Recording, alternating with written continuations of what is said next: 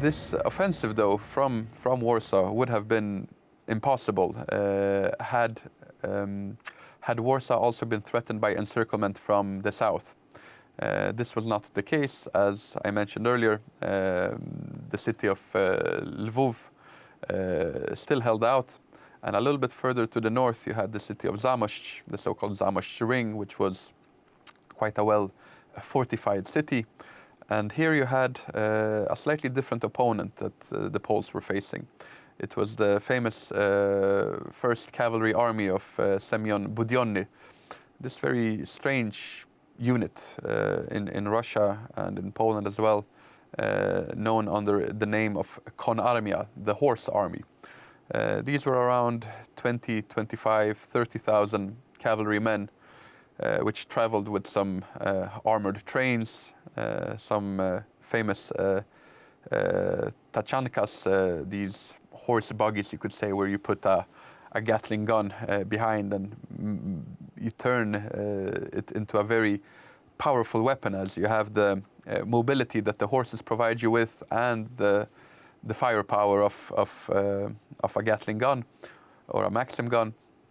So these were a major threat to the Poles, and these were also a cavalry army that was, in some ways, you could say it could be taken out of some medieval stories. They probably had more similarity with the Mongol troops that invaded Eastern Europe in the 13th and 14th centuries than with the modern armies that when we picture the Soviet Red Army, for example, during the final phase of the Second World War. By then they were quite well trained, many of them, and they had seen battle for a few years. They were more of a, even though naturally the Red Army was always the Red Army, they would never be the Wehrmacht with its organization, but compared to the Konarmia, it was something completely different. This Konarmia, they were famous statements of how you could see the Konarmia move from 15 or 20 kilometers away, simply from the dust clouds that were created from the horses' hooves, and knowing what was coming. They also had a reputation for being extremely brutal, that they didn't really take prisoners. They killed those that they captured with great cruelty, with a lot of torture and so on. Again, somehow reminding people about previous Mongol raids. This meant that many army units, they broke down mentally when they knew that they were facing the Konarmia. And these were the units that were marching toward the city of Zamość.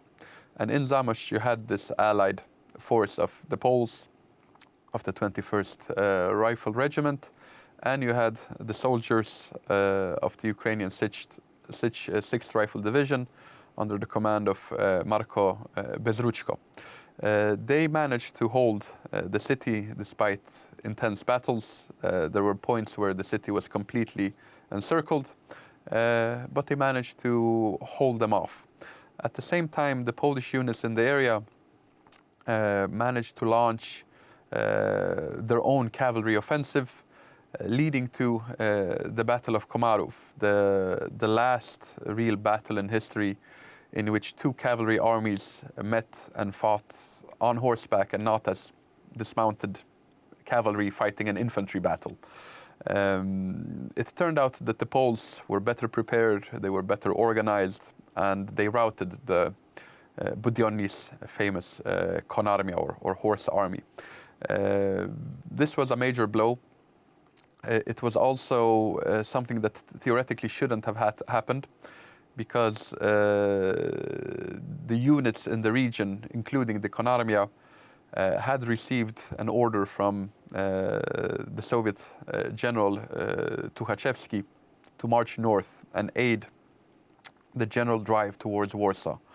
However, the commanders in the south were more interested in taking the city of Lviv and taking the city of Zamość. Here especially, there was a political commissar of this southwestern front who was behind a lot of this. He was a young, ambitious man by the name of Joseph Stalin. So once they failed to take the city of Zamość, there was later this argument between Tukhachevsky and Stalin, exactly what orders had been given, why there was a failure to move further north. And later on, Trotsky would take the side of Tukhachevsky and use this as a tool to bash. Stalin became very close to losing his position. Oh, yes. And he never forgot. Yes, and I think we've discussed before. I always wonder whether this also played a part in the Warsaw Uprising many years later, when, of course, Stalin was in charge and probably had this mental blockage or this resentment that the last time he had been involved in fighting near Warsaw, his own career was in great danger. I'm pretty sure that that loss by Lviv and Zamość absolutely contributed to increasing Stalin's hatred of all things Polish to an even higher level. Yes. Adam, the clock has, as always, defeated us. I'm going to have to ask you to pause just there, if I may, but we'll pick it up next time. There we are. As usual, the clock has defeated us, and Adam's had to pause almost, but not quite in mid-sentence. Fear not. If you join us next time, as we hope you will, we'll pick up the story on Poland Daily History. In the meantime, thank you for watching.